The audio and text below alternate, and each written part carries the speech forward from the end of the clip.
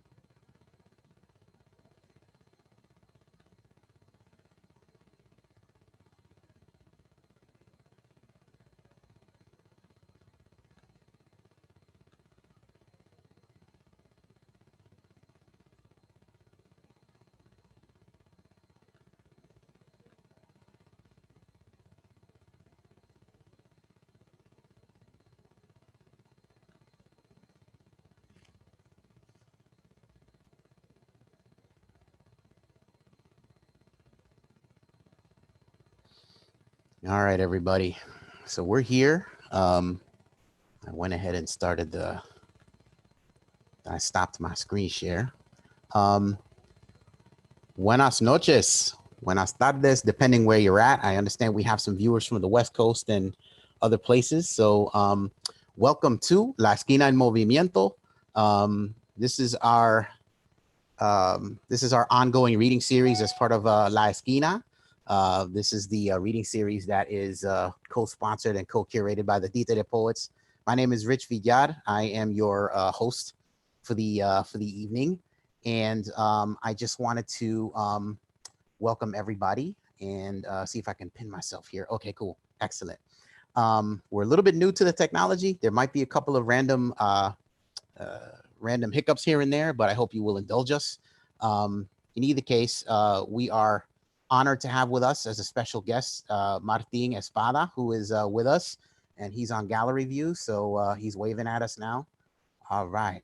Excellent. Um, so we are here basically as part of a long tradition.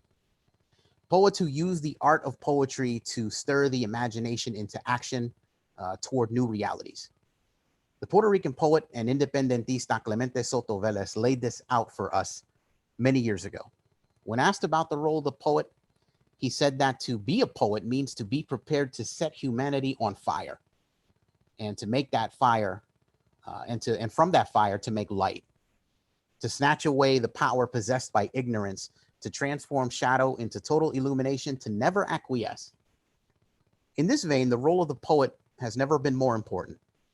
The reason we are gathered here tonight is to reaffirm that role and to bring some new work forward in solidarity with humanity, with the hope of setting off a fire for change in ourselves, in our communities, and most especially the country that we live in. We are at the conjunction of two waves of massive societal upheaval. We've seen them both before. We'll probably see them again. And even if this news cycle portrays them as unrelated, people of color understand that they are. The COVID-19 pandemic has forced us into a shared global reality. To avoid disease, we have had to shelter in place, find new ways to communicate with each other and educate our children, and to grapple with new terminologies: social distancing, personal protective equipment, contact tracing. We want to believe that moments like this unite people as a species, and network television has been quick to offer up unity concerts to demonstrate that. But like prior pandemics and epidemics, and like all events that affect large groups of people, we know that communities of color and other vulnerable communities are affected disproportionately.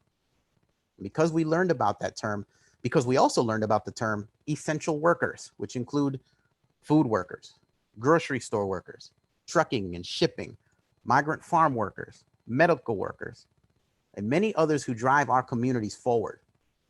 These groups, which consist largely of people of color, have been among the most vulnerable to catching this particular disease. Privilege rears its head when school districts expect these same parents to suddenly inherit tech capabilities and family dynamics that didn't exist before the pandemic in order to engage in something we now call distance learning. A racist and patriarchal society suddenly forced to look into the mirror sees upticks in domestic violence calls and substance abuse issues. And of course, because no one cares about the incarcerated, public health emergencies have emerged inside prisons, which in New York State includes vast numbers of Black and Latino people imprisoned for technical parole violations, some of which, though they can be as minor as a traffic violation, can result in up to 12 months of reincarceration. In fact, the first two victims of COVID inside Rikers Island were being held there for precisely these types of non-criminal violations of parole. And this serves as a segue to the other epidemic: the continued assault on Black bodies, the continued murders of Black men and women at the hands of institutional racism and systemic abuse by police, as most recently demonstrated by the death of George Floyd in Minneapolis, Breonna Taylor in Louisville, Ahmaud Arbery in Brunswick, Georgia, Sean Monterosa in Vallejo, California, Rayshard Brooks in Atlanta, and an ever-increasing and ever-maddening litany of the victims of judicial and extrajudicial snuffing of Black lives across the nation. We can speak of this as a recent phenomenon, and certainly the recent protests have amplified the issue. But my feeling is, if we deign to claim the mantle of poet, historian, teacher, activist, then we must be the ones to call attention to the historical atrocities visited upon othered bodies in the Americas. And we must be the ones to contribute to a new and pluralistic vision of life on Earth itself. We must be the ones to imagine what equity looks like, what solidarity looks like, what liberation looks like, and what systems we can put in place to make sure that not one more precious life is lost in the service of racism, fascism, ignorance, or societal dysfunction. We came together as a workshop at La Cocina to respond to the pandemic and to help raise funds for families in need. These many weeks later, we find ourselves at the epicenter of upheaval. And now we must be the ones to push back for the thousands who have been murdered, who have died due to society's blindness toward the vulnerable. We're here now to contribute our visions, our imaginations, in the best traditions of solidarity and justice, from Betances to Albizu Campos to the Young Lords and the Black Panthers across diasporas and here in the present beloved community. We welcome you to La Esquina being the most pluralistic place we know, and we offer you peace, joy, and movimiento pa'lante siempre. So with that having been said, we're going to launch into our readers. And first up on the mic, as it were, is our sister Josie Ortiz Bynum, who has just graduated from culinary school. Is that correct? Yeah, baby. Un aplauso bien fuerte for Josephine Ortiz Bynum. Thank you, guys. It's a privilege to be here, and I appreciate being a part of the workshop. The piece that I'm going to be sharing with everyone today is called Make America Great Again. To be human is to rectify within. To be Black in America, to be Black is to rectify within an enemy's settlement. To be in residence with grief, a haunting warning amid uncertainty.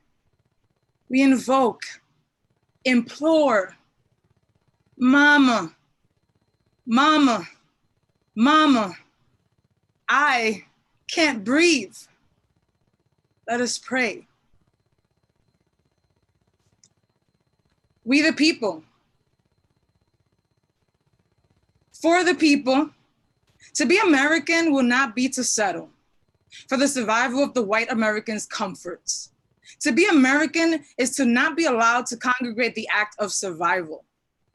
Trans, two-spirited, Black, Indigenous, brown, queer, disabled, mental health warrior, poor.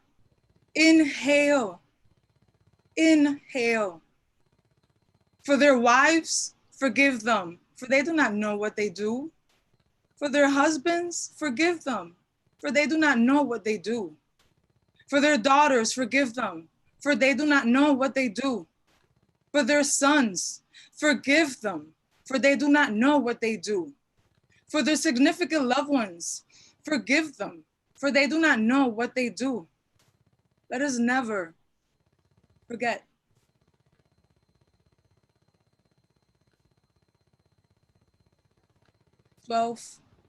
Quarantined. The hysteria souped in. Keep your mouth covered. Don't touch your face. Take no deep breath. Stay 6 feet away. In strides of tsunamis, hastening, swallowing whole vortex, parallel realities, paradox, worlds. My head submerged under waves of bleach. My body draped in my grandmother's rosaries, I recite to myself, San Lázaro, Lord, please protect us during sickness or in health. I convert into the hermit. I dig within for tranquility before the waves swallowed the sun whole. Thank you. Bye, Josie. Thank you so much. It was gorgeous. All right, y'all. You can give it up one more time for Josie. Let's pretend like we're actually in the space, because that makes the energy what it is. Bye. All right. So next up on our virtual open mic is our brother occupying, well, I guess on the video it's over here, right? So our brother Hakeem Rebel Poet Coriano. Give it up, y'all. Good evening, all. You're muted, brother. I can't hear you. Can you hear me now? Yes, we can. All right, cool. Yeah, good evening to all. Thank you for joining us in this virtual space. First and foremost, I want to extend a strong abrazo to everyone celebrating Juneteenth today. I also want to shout out Jasmine Aquitas, for her NYC BIPOC Family Fund, which everyone in the La Cocina workshop was able to donate to. And I am just going to jump right in. So this is methodology of Brown Boy or Voice of Dissent from the Basement. Listen here and listen well. Chacho, no estoy loco. You know what? Maybe just a little. We don't need hypnosis to approach this psychoanalysis. Curious, could one be equal parts fact, occurrence, a thing in itself? What is the space of madness? The binary association, forever free, not one-sided, like courthouse conversations. When your skin is wrong, afternoon shade, and your name is too Martinez, Medina, Castillo, Flores, not star-spangled at all. What is the space of liberation?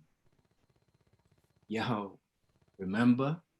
You were in the nation, marching on down, cool Georgia morning, as far as eyes could see, left and right, standing at attention, pristine press suits, black and brown men, feeling like Harlem back in 1920. Oye, mira, what you out here selling bean pies for?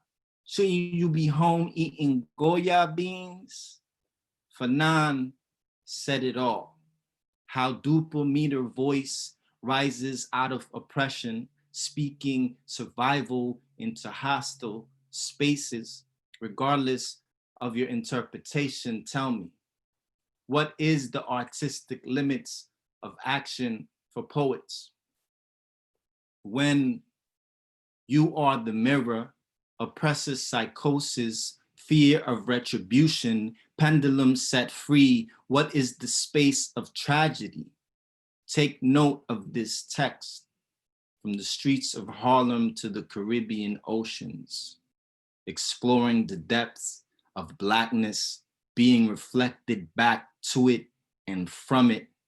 What is the space of personal narrative, if not to challenge the non-being, rebel against racist caste system, never this close to death, always this close to death, speaking to myself, all the while wondering if anyone can hear me. Thank you. Love you all.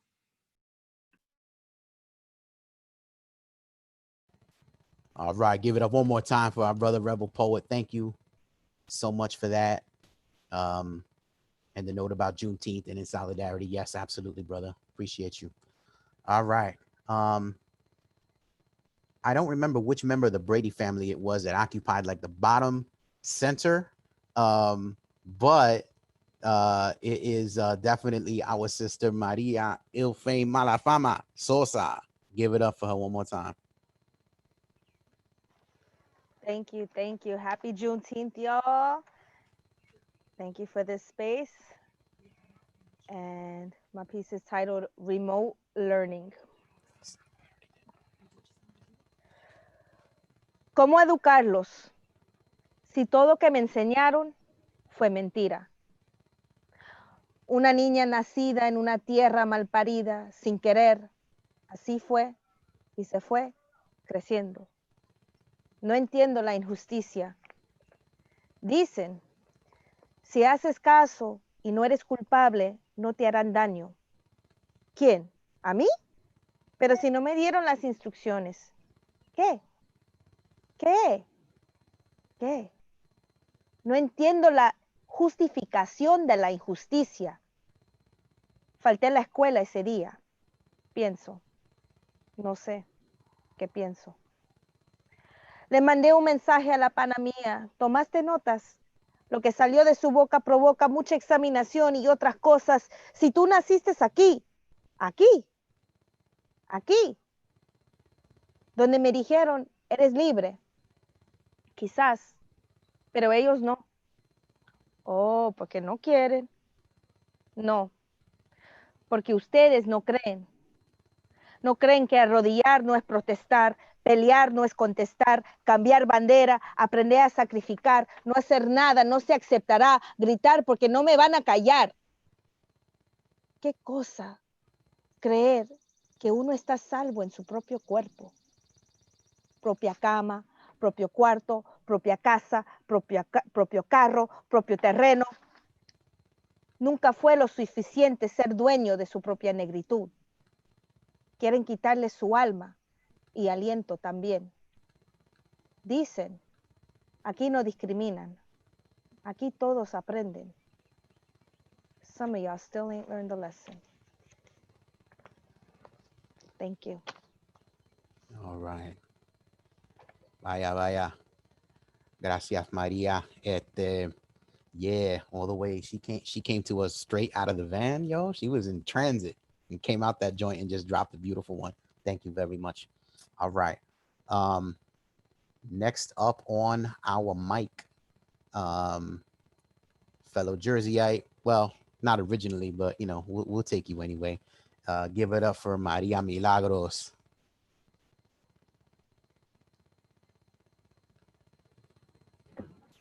I didn't realize I was up. I thought it was Isa, but I'm gonna take this one. Did I mess up the order? It's okay. Very possible. Isa, are you okay with that? Okay. All right. So it was really important for me to bring attention to the psychosocial and mental health issues surrounding children during quarantine, particularly in areas where the isolation has been very severe. Sorry, I wanted to turn off my fan, particularly where the isolation has been very severe, and especially for children that are home alone without other children. So this poem is called Fairy Tales and Self-Portraits in the Time of Quarantine. It tastes like metal, today's blood at the edge of this, my cuticle, my thumb. They were never pretty, these hands, but in times of trouble, they comfort. This thumb, these nails drawn to my mouth, the slow pull and tear, fingers martyred to calm the angst, the chaos inside. These hands, these arms that could once so easily lift you from dirt, bring you to my hip, cradle you in a chair by a window, laugh about green eggs and ham, imagine them purple or red, read Little Boy with his cardboard box and cars down the hall, talk of Molly Lou Lemon with her homegrown shenanigans, her joy in just naming the clouds from her yard. But today, Molly is a closed book. The clouds are not enough. My hands are not enough. You are here, but I see in the way you blink, in the way your head leans into your palm, the way your preteen body once again curls into night beside mine.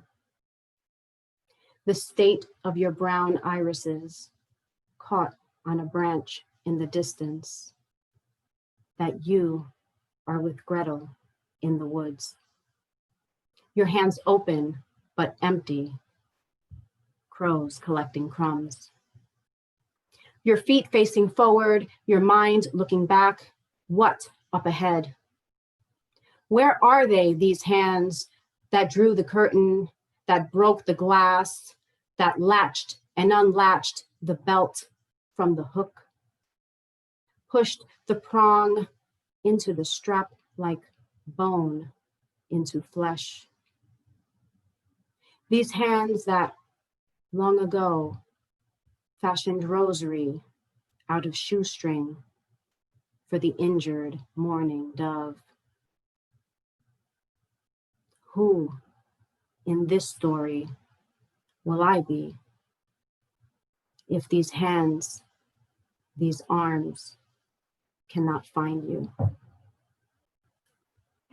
Thank you.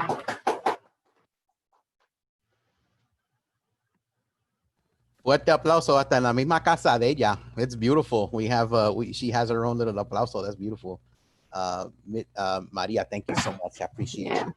Yeah, it's all good. You know, you can turn your fan back on now. Thank you. It's blazing. It's blazing hot. We lucky, those of us with air conditioning. Those of you who are outdoors or whatever else. I mean, you know, we in the home stretch. All right. So next up on the mic, I skipped past you. That's my bad. All right. Give it up for el alcalde de los Sures, Isa Guzman. Buenas noches. Oh my God, you hurt me so much, Rich. You just skipping over me like that. That's what I do. I'm sorry. It's okay. First off, I want to say thank you to everybody here. It has been an honor to work with all of you. I have seen I've been part of many groups of poets, and you are all amazing. And I cannot say enough about all of you. I also want to give a big shout out to Black Lives Matters, and specifically all the protests that are probably happening in the streets right now. As we are here reading, there are people marching, there are people that are still going to be marching, and we have to support them any way we can. And when a few weeks ago, when everything began to start, I was faced with a question. And the question was within my own home. What was the work I needed to do at home? What was the work I could do at home? And unfortunately for me, I have a rather racist father. And I have to live with that literally 10 feet away from me every day. So a lot of the work that I've had to process for myself is processing what has he instilled in me that may be the problems that I have to grapple with all the time. With that, I wrote this poem through my father. 1, at the dinner table, my father groans. A piece of plátano stuck in his throat. And there is a revolution going on. He don't get it. And he gets it. He understands what these people want, but coughs in the same breath that racism is never going to end, that not even white folks can fix that the police will never change, that why they're burning their own community, that only sinvergüenza steal things, that you don't mix races, that even white folks can't fix this, that there are racists in Borinquen, that back in his day, he saw a bunch of shit, that the morenos vivieron como quisieron, that my brother ran with them too much, that ellos, blanquitos y morenos, siempre existieron juntos, siempre separados, aparte juntos, that his daughter dated one for a brief time, that black and white people were always in each other's houses, that he had 2 or 3 white girls, Cristina, Kristen, Catalina, Catherine, that not even white folks can fix this. That que dicen ellos no saben que lo quieren. That estoy cansado de escucharlo decir los mismos otra vez, repitiendo y repitiendo los mismos. And he will repeat this for hours at a time. 2, I stay in my room. A desperation, a privilege. Your piece of words stuck in my off-white walls, your presence. That I can't break bread with you, my father, because I'm reminded of that one time a few years ago during Thanksgiving when Shauna was over and you raved about how good her people's fried chicken was. And you raved and you were surprised. I'm sorry. Let me stop. Because I'm reminded of that one time a few years ago during Thanksgiving when Shauna was over and you raved about how good her people's fried chicken was. And you were surprised her mother was a scientist. And you were interrogating her about having a job. And after that, you kept questioning me about it. And how later you would tell me, ella era de una de la buena, and you abandoned me in my anger. Because I am reminded of that one homeless man on Grand Street you called Petroleo Man. And you jeered every time we passed. Oye, petróleo, to the laundromat, to the supermercado. Oye, y mommy crossed the street, petróleo. And he had a pipe in his push cart. And he was old, and he always grumbled when we passed. Oye, petróleo, why are you so mad all the time?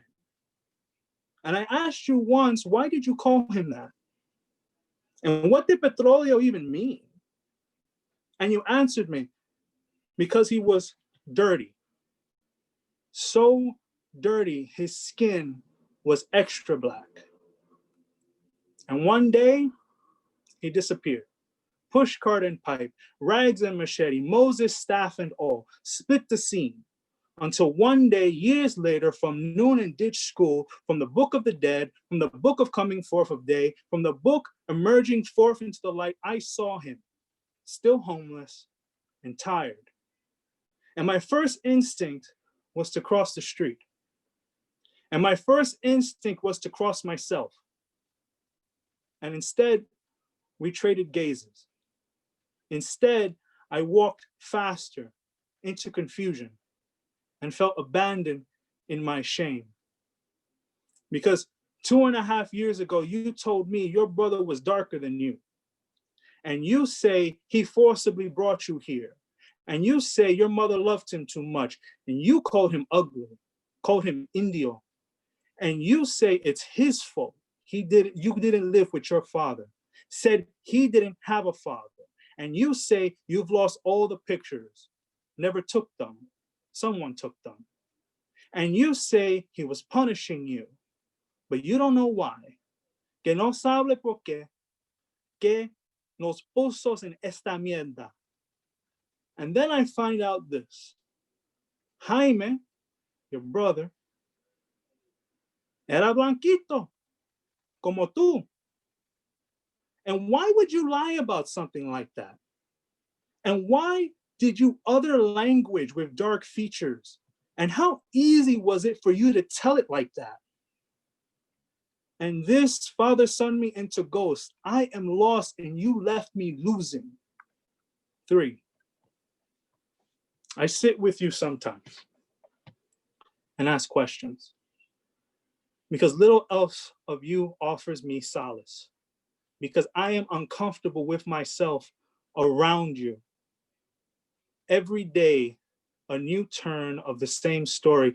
Details that require specificity, you pass off for another time. We talk about what's going on and I circle back into history, try to link life, but too alien, you keep the sentence apart. My life was different. I'm not a part of any of that shit.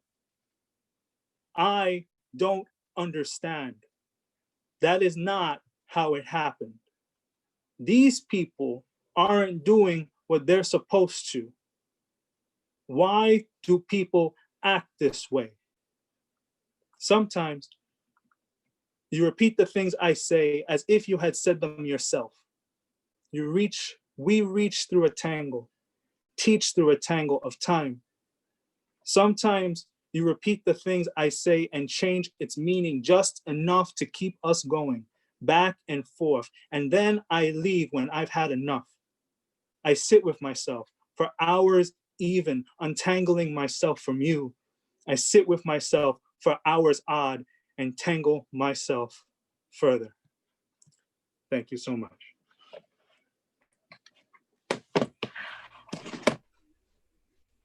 Isa, thank you so much. That poem is I've heard it a couple of times already. I'm just like blown away every single time. Thank you so much. One more time for Isa Guzman. Yeah. All right. Next up on our virtual open mic or our virtual mic is the head títere in charge, y'all. Give it up for Mario Ponce Pagan. Primeramente, buenas noches. I hate when you do that. That's why I do it. Yeah, I know. I just want to take a second and say that this has been an amazing couple of weeks of meeting up on Saturdays and Sundays and doing the work. I have learned so much from everyone in this group. So it has been a blessing for me, and I just want to say thank you to everyone. My poem is called Night for Anthony Baez after Araceli Gramey's Night for Henry Dumas.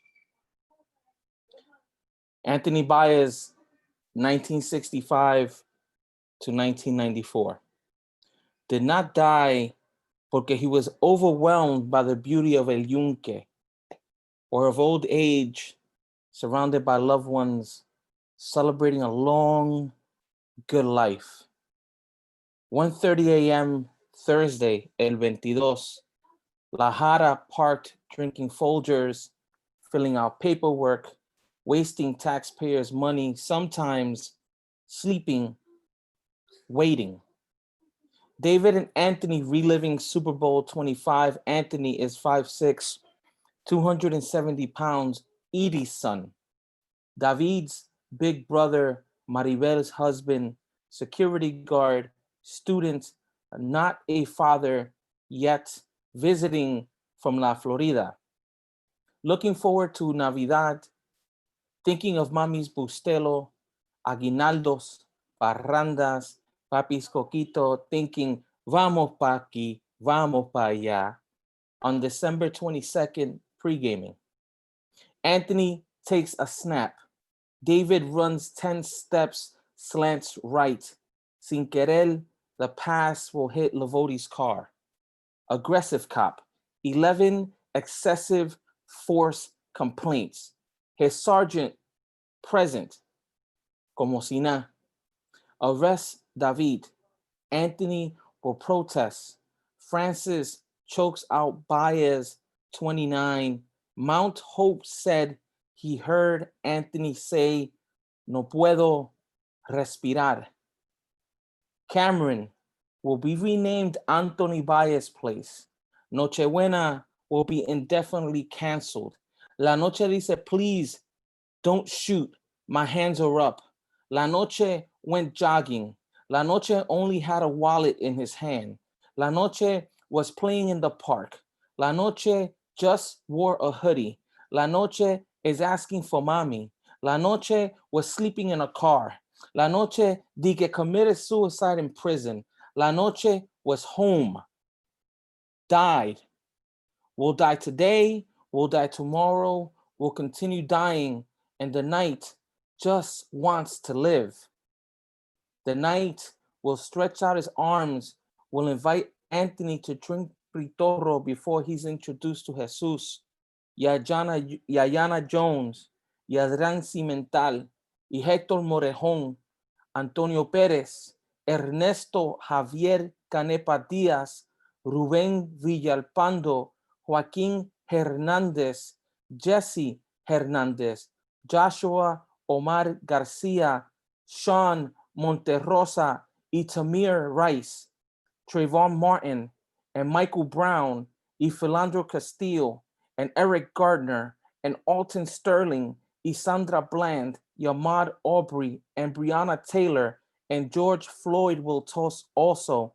And the night's crisp, crunchy footsteps will lead to beaches in La Florida, y te lo juro, that aqua green waters taste just like Iris's tears. Maribel still mourns unborn children named Antonio Jr., David, Iris, Ramon, and they will never know their father. Muchas gracias. Buenas noches. Give it up one more time for Ponce, y'all. The litany continues. The litany is maddening, and the litany is it is needed to be spoken. Thank you. We appreciate you. All right. Next up on the mic is our sister occupying the center square in the Hollywood Squares setup, at least on my thing. Mariana Goicoechea. Give it up. Thank you so much. Um, I will be reading also a poem that is after Arecelis's Girmai's Night. This one is entitled Light for the Fallen, after Arecelis Girmay. Light for the fallen, and the stolen, and the extinguished, and the tortured, beaten breathless, the knee assaulted on Memorial Day asphalt, and the 8 bullets that landed in a bed in balmy March, and the 7-year-old dreaming on a grandmother's couch, or how a mother aimed a gun at heaven to protect her child in her arms somewhere in Baltimore, a true warrior, child of Ogun. For a license plate that read, any government official who compromises this pursuit of happiness and right to travel will be held criminally responsible and fined, as this is a natural right and freedom. For George, for Brianna, for Ayana, for Corinne, not the first time excessive force was used, like how bombs built to wipe out entire nations decimated meager Philly and mighty Tulsa. Shall not ever again happen because the great reckoning has arrived. With the demand that these whitewashed, plain, unseasoned vigils at courthouse steps and white neighborhoods stop. Places of ascension, these are not, and thus must cease. For these are sites where the light could have been extinguished, perhaps months or years later, or this afternoon, or tomorrow, before the morning glories can greet the sun. May altars be properly erected with overflowing copas de agua and every cologne and Florida water on the planet. May every orisha be summoned, every Abrahamic prophet conjured, every deity on earth, every Buddha, every Catholic saint, every Hindu god, every stolen African emerge from ocean depths. Fuck it, bring the fae and wizards too.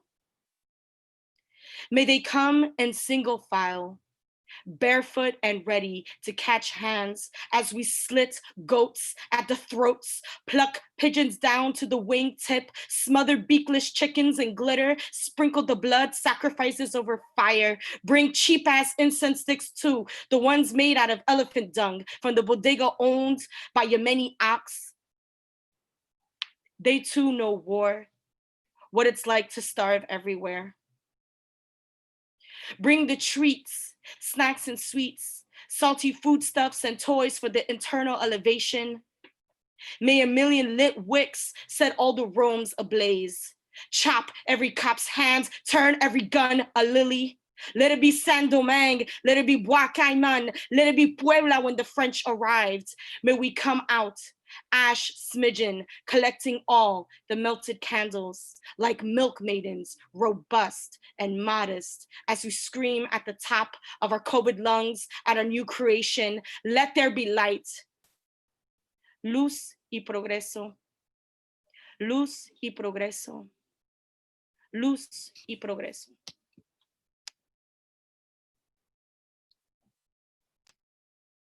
I mean, yo, gracias, Mariana. One more time. Um, I cannot. Yes, bow before. Um, um, I can't tell you, how proud I am of this group of writers. We came together for a cause, for the COVID-19 when the outbreak happened, to raise funds for BIPOC families in need. If you want more information about that BIPOC Family Fund, you should definitely email me at r.villar@gmail, or you can message me on Facebook and we'll get you hooked up, because the need continues, obviously. I, we went through exercises in 4 weeks. One of the exercises was we looked at the Night for Anthony Baez, or not the Night for Anthony Baez, the Night for Henry Dumas poem by Araceli Esquirmay. And we, kind of riffed off that. We made self-portrait poems, be pre and post COVID. And in keeping with the style of this particular group, we just kept it going. We had a 4-week window. They blew right past it. We're going to be putting out an online anthology of work from that workshop. And that's the mission of La Cocina and La Esquina. This is what we do. And it's, again, in keeping with a grand tradition of poetry, as Martin has so eloquently stated in the past, poetry of the political imagination, right? Every new world has to be imagined first. And that's what poets have done since poets have been around. And that's just the bottom line. I'm going to read a real short piece before we bring Martin on. And I don't know what this is yet. I've read it out a couple of times. It wants to be an essay. It wants to be a poem. It wants to be a prose poem. There's all kinds of things happening, but we'll figure it out eventually. This is dedicated to my stepchildren and to my fiance. This is called The Boy in the Red Shirt. There's a boy in a red shirt approaching the line of police deliberately, like a cat, peering behind every face shield to speak to the human being underneath. He has stopped to talk to each man and each woman, the brown faces and the white faces and the black faces, not unlike his own. And they are each one trying to mask their own feelings about this moment, it seems. This moment caught on camera and broadcasted out to the world. A few are stoic. A few smile at the audacity of this brown boy speaking in a voice not loud enough for the microphones to pick up. A few turn their faces away from him.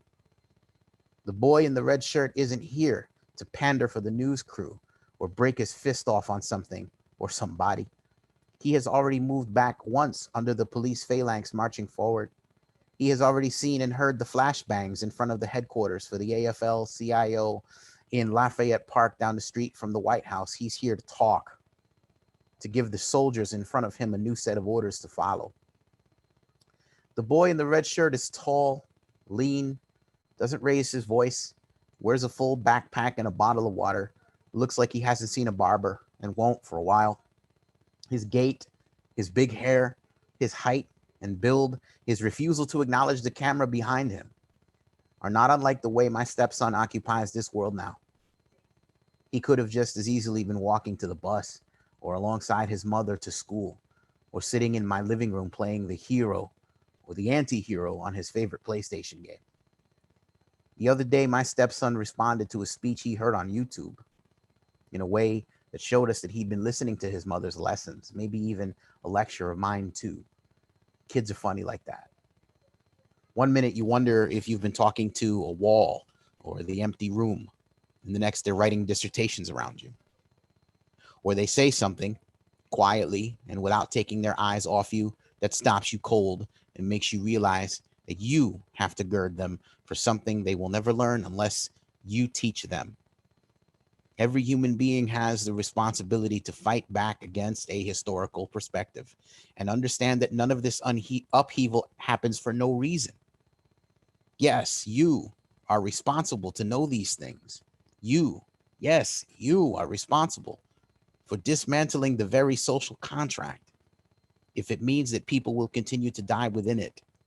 Until we are able to reckon with that past, we will not be able to deal with the present, and the future will hold nothing but fire. Muchas gracias. So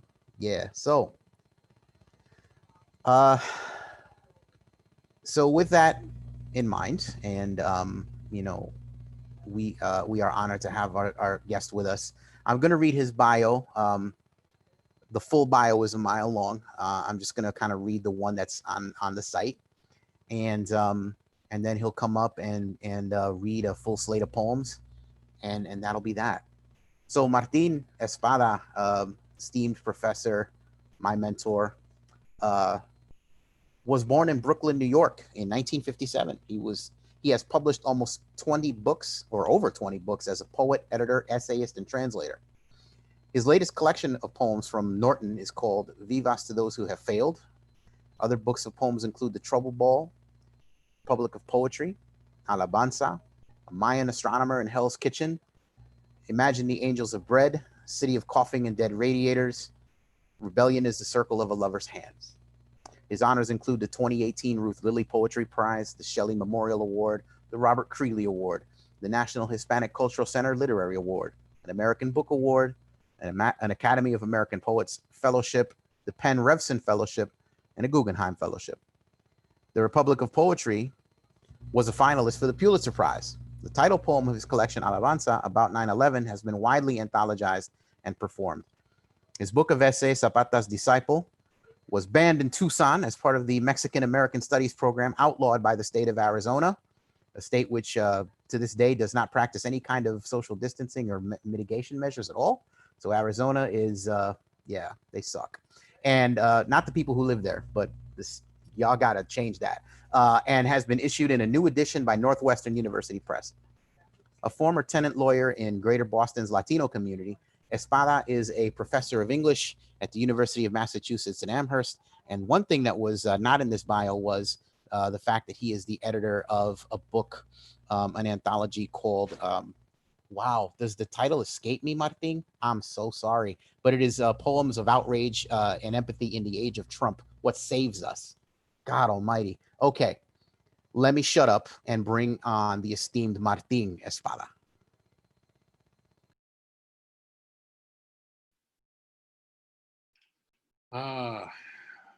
Muchas gracias. Buenas noches. Can everybody hear me okay? Okay, good. I want to thank everybody listening tonight. I want to thank the Títere Poets, La Cocina Poets. I want to thank Rich Vidal, compañero, poeta. I want to thank everybody out there marching, demonstrating, fighting today and every day. I'm going to read 5 poems in the spirit of Juneteenth. I'm going to start with a poem called En la calle San Sebastián. It's a poem about the music of Puerto Rico, especially the music brought by the slaves from West Africa with their religion, which survived every attempt by the Spanish to stamp it out. It is now an important part of Puerto Rican identity and culture. If you go to Viejo San Juan, the old city, you'll find a street there called San Sebastián, St. Sebastian Street, a street famous for its music. There's a big festival there all year long. You can hear the music coming from the bars, the clubs, the street itself, and so much of it, music that originally came with the slaves from West Africa, with their religion. So for me, San Sebastián is a street of miracles, a street where the impossible can happen.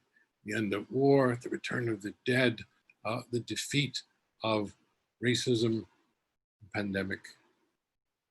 There's a very simple Spanish refrain in this poem, En la calle San Sebastián, on St. Sebastian Street. So I hope you can hear the music and the words. And we will begin here. En la calle San Sebastián, Viejo San Juan, Puerto Rico. Here in a bar on the street of the Saint, en la calle San Sebastián, a dancer in white with a red scarf, en la calle San Sebastián, calls to the gods who were freed by slaves, en la calle San Sebastián. And his bronze face is a lantern of sweat, en la calle San Sebastián. And hands smack congas like flies in the field, en la calle San Sebastián. And remember the beat of packing crates, in la calle San Sebastián. From the days when overseers banished the drum, in la calle San Sebastián. And trumpets screech like parrots of gold, in la calle San Sebastián. Trumpets that herald the end of the war, in la calle San Sebastián. As soldiers toss rifles on cobblestone, in la calle San Sebastián. And the saint himself snaps an arrow in half, in la calle San Sebastián. Then lost grandfathers and fathers appear, in la calle San Sebastián. fingers tugging my steel wool beard in La Calle San Sebastian, whispering, "Your beard is gray," in La Calle San Sebastian, spilling their rum across the table in La Calle San Sebastian, till cousins lead them away to bed in La Calle San Sebastian.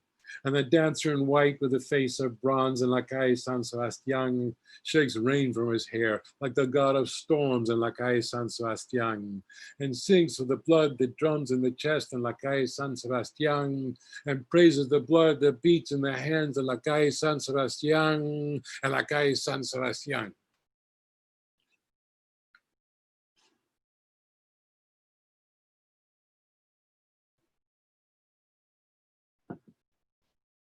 Aha.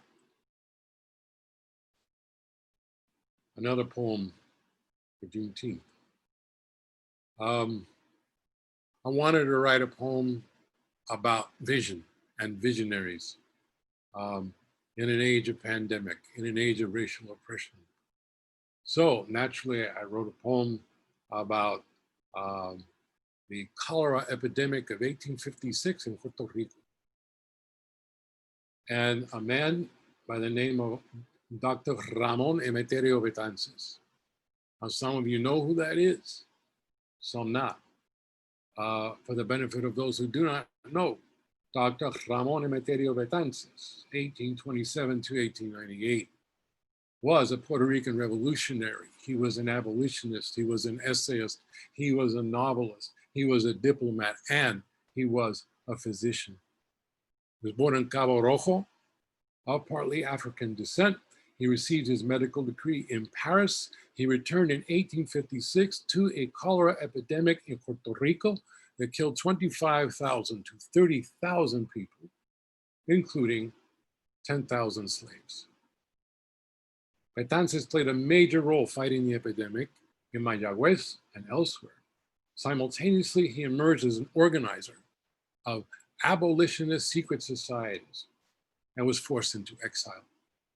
Betances then became the chief architect of a revolution against the Spanish in 1868. It was called the Grito de Lares. He even designed the rebel flag.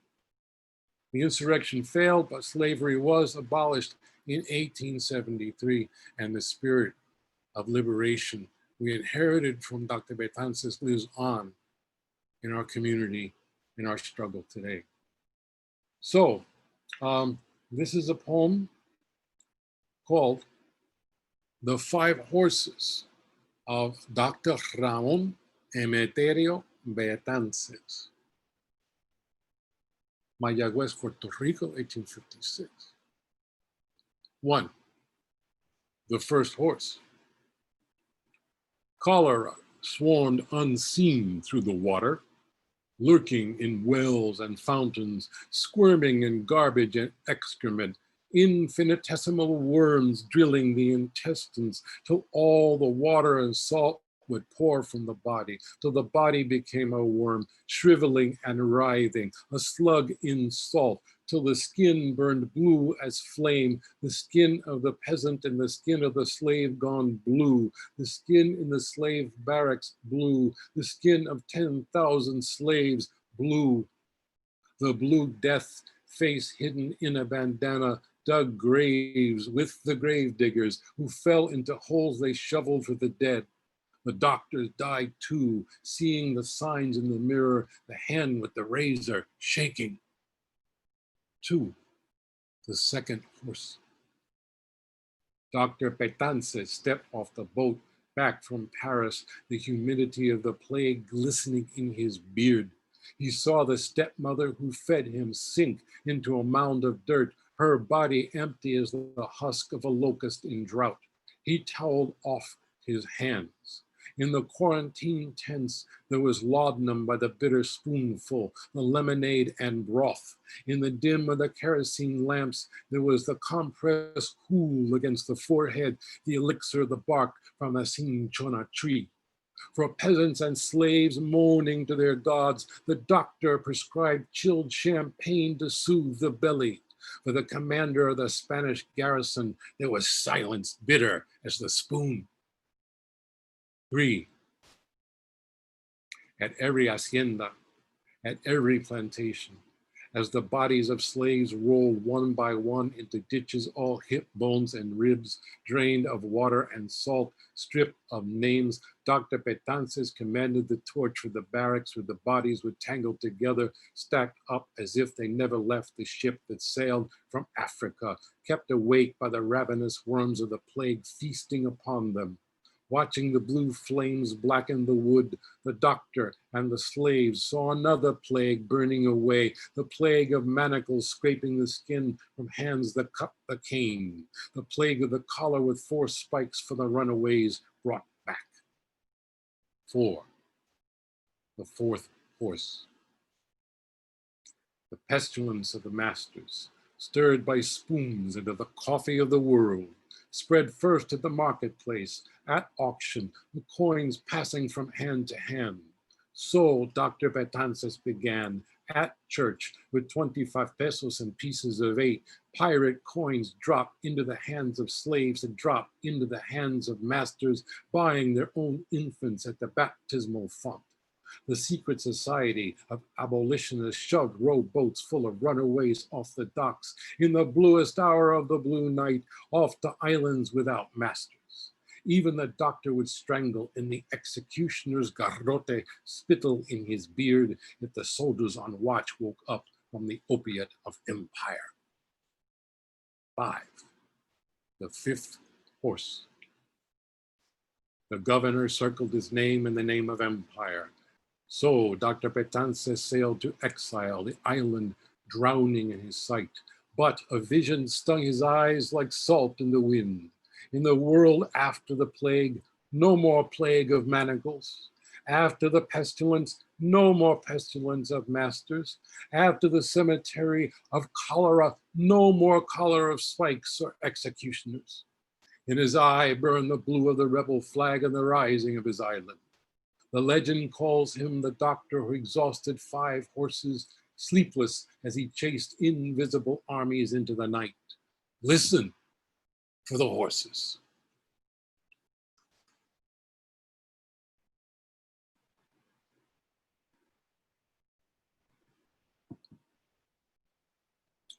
Okay. Now, earlier this week, you may have heard the news coming out of New Mexico. 2 statues of Juan de Oñate have fallen. And 1 protester was shot in Albuquerque as a result. There was another statue that came down in a town called Alcalde. Now, who is Juan de Oñate? And why are these statues falling? Juan de Oñate was a Spanish conquistador who invaded the territory that would become known as New Mexico. And in January 1599, he orchestrated something called the Acoma Massacre. He suppressed the resistance of the Acoma Pueblo by killing 800 villagers and enslaving 500 more. By Oñate's order, Spanish troops amputated the right foot of all Acoma men over the age of 25. Now, in 1997, a Native American activist group used an electric saw to cut off the right foot of the statue in Alcalde. And that was one of the statues that finally came down earlier this week. I'm going to read a poem. It's called The Right Foot of Juan de Oñate. On the road to Taos, in the town of Alcalde, the bronze statue of Juan de Oñate, a conquistador, kept vigil from his horse. Late one night, a chainsaw sliced off his right foot, stuttering through the ball of his ankle, as Oñate's spirit scratched and howled like a dog trapped within the bronze body. 4 centuries ago, Hatter's cannon fire burst to burn hundreds of bodies and blacken the adobe walls of the Acoma Pueblo. Oñate wheeled on his startled horse and spoke the decree. All Acoma males above the age of 25 would be punished by amputation of their right foot. Spanish knives sawed through ankles. Spanish hands tossed feet into piles like fish at the marketplace. There was prayer and wailing in a language Oñate did not speak. Now, at the airport in El Paso, across the river from Juarez, another bronze statue of Oñate rises on a horse frozen in fury. The city fathers smash champagne bottles across the horse's legs to christen the statue, and Oñate's spirit remembers the chainsaw carving through the ball of his ankle. Yacoma Pueblo still stands. Thousands of brown feet walk across the border, the desert of Chihuahua, the shallow places of the Rio Grande, the bridges from Juarez to El Paso. Oñate keeps watch, high on horseback above the Rio Grande, the law of the conquistador rolled in his hand, helpless as a man with an amputated foot, spirit scratching and howling like a dog within the bronze body.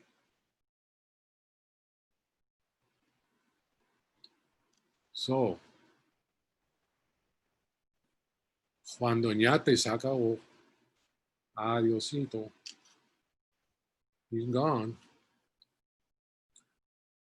But I think it's worth pointing out that a protester indeed was shot by a right-wing nutcase at the demonstration in Albuquerque before that statue was finally removed. We have gotten used to the idea of saying to people about the pandemic, about COVID, stay safe, be safe. I think it's time for us now to say the same thing for and about the marchers, for and about the demonstrators, for and about the activists. Stay safe, be safe. Watch out for the police. Watch out for the right-wing militia waving guns around because they're coming, right? And I think back, when I was 7 years old, my father, Frank Espada, was an activist, was a community organizer, was a leader of the Puerto Rican community in New York City. And in 1964, when I was 7 years old, my father disappeared. And this is the story. It's a poem about staying safe. It's a poem about the emotional landscape of the protester. The sign of my father's hands for Frank Espada. The beer company did not hire Blacks or Puerto Ricans. So my father joined the picket line at the Schaefer Beer Pavilion, New York World's Fair, amid the crowds glaring with canine hostility. But the cops brandished nightsticks and handcuffs to protect the beer, and my father disappeared. In 1964, I had never tasted beer, and no one told me about the picket signs torn in two by the cops of brewery. I knew what dead was. Dead was a cat overrun with parasites and dumped in the hallway incinerator. I knew my father was dead.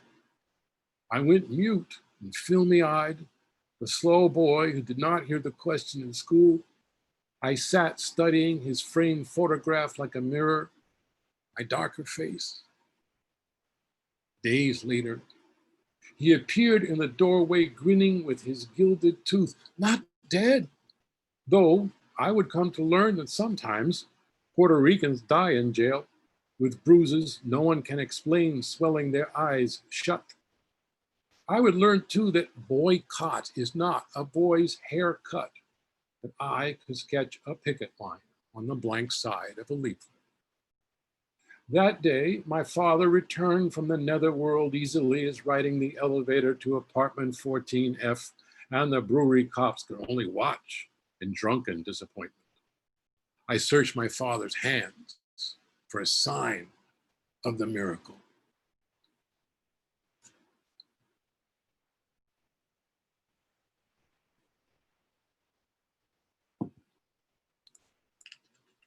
We good? Okay, one more poem. Muchísimas gracias a todos.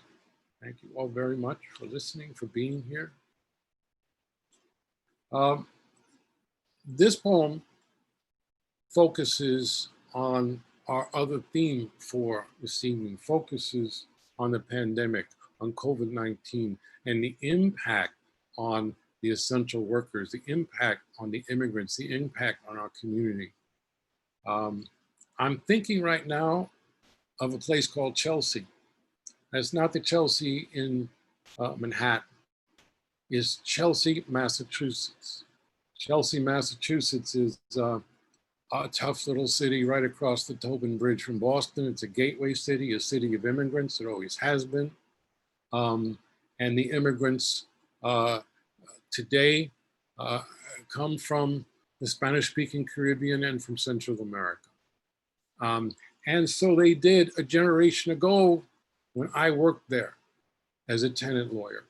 I was supervisor of a program called Su Clínica Legal, a legal services program for low-income Spanish-speaking tenants in Chelsea, Massachusetts. Now, it so happens that Chelsea, Massachusetts has far and away the highest rate of COVID-19 infection in the state of Massachusetts, far and away. Massachusetts General Hospital did a study in Chelsea.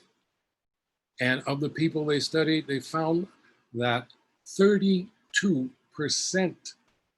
had antibodies to COVID-19, 32%.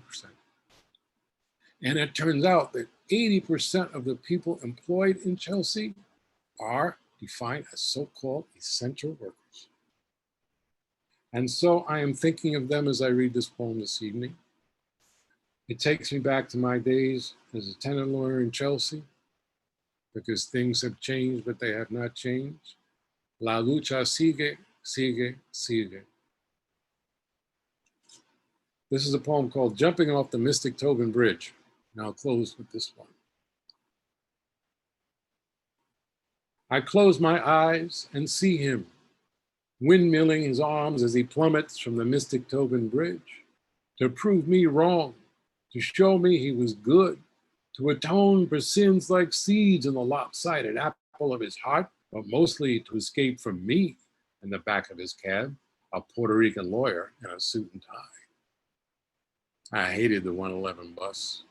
Sweltering in my suit and tie with the crowd in the aisle, waiting to hit a bump on the Mystic Tobin Bridge so my head would finally burst through the ceiling like a giraffe on a circus train.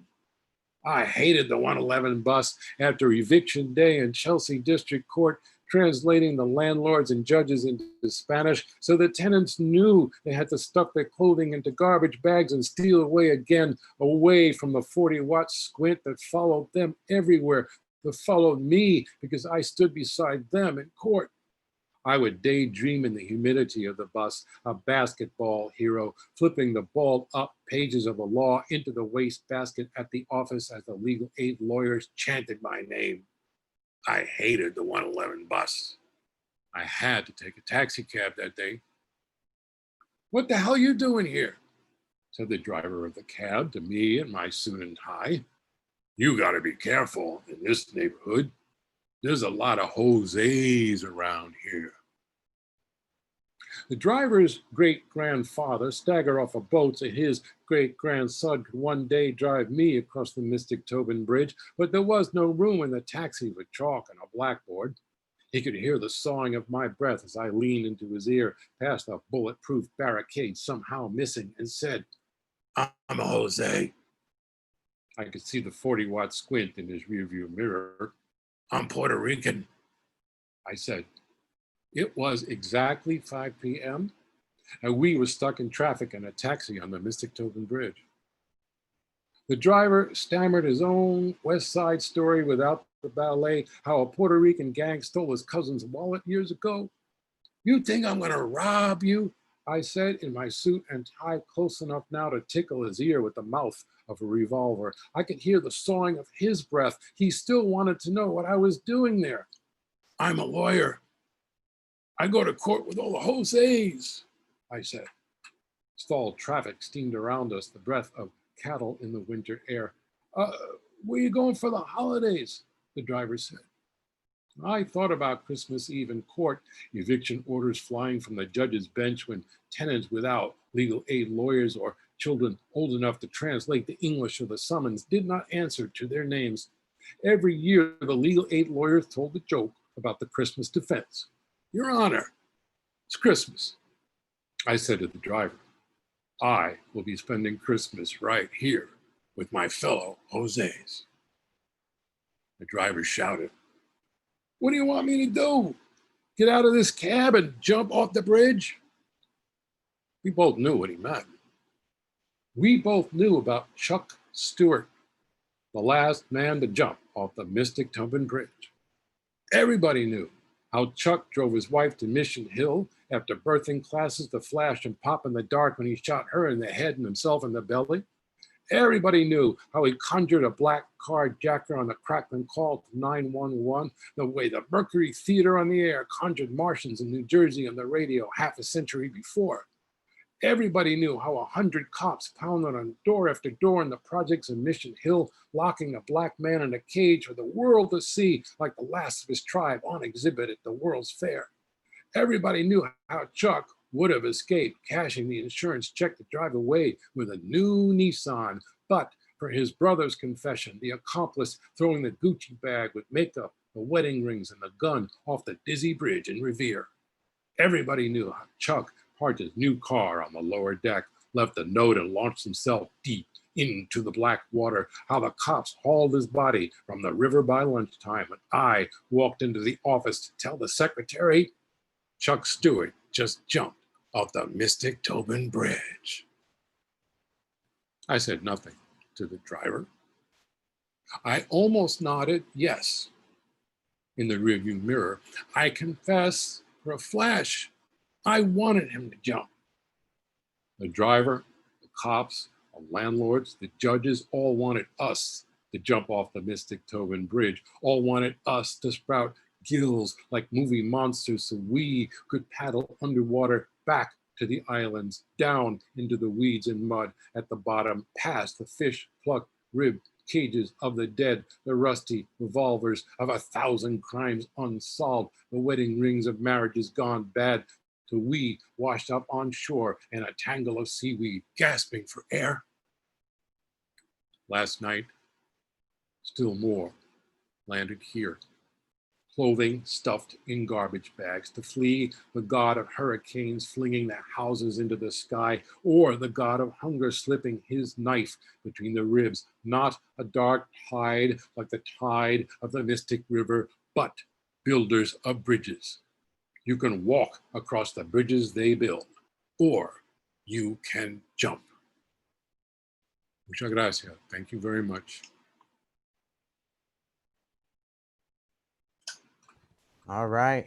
You can all unmute yourselves if you want to, so we can hear some applause because that was gorgeous. But anyway, yes, babies, that's right.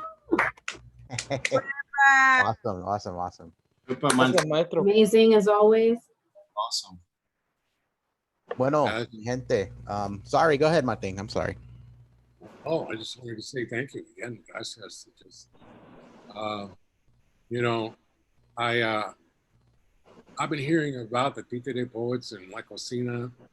Rich has been saying, we want to get you here. We had a pandemic. You still got me here. Yeah. Mira And pa' you allá. got me here too. We want to get you on a podcast too, by the way. Because we have a podcast. We do that stuff. Okay. Pero anyway, mi gente, and to everybody who was watching and who has been commenting on the YouTube stream, which, you know, we have had folks from pretty much across the country who have tuned into the reading, and we are very, very grateful to have had you. Subscribe to the channel because there will be more programming, virtual and non-virtual, once we are able to not do the virtual thing. That might be for a while. And our previous reading with the Títere Poets is also up on the page. And yeah, so our next, we will be announcing our next event shortly. And thank you all for coming through. Solidarity to everyone who is out there protesting on this most important day of Juneteenth. Solidarity to the African American community. Solidarity to all the communities who are still experiencing this this pandemic. And yeah, what more can I say? Gracias a todos ustedes. We'll talk to you soon. Thank you so much, guys. Gracias. Shout out to Jazz again for helping La Cocina. Donate if you can. Again. Vaya, vaya, vaya.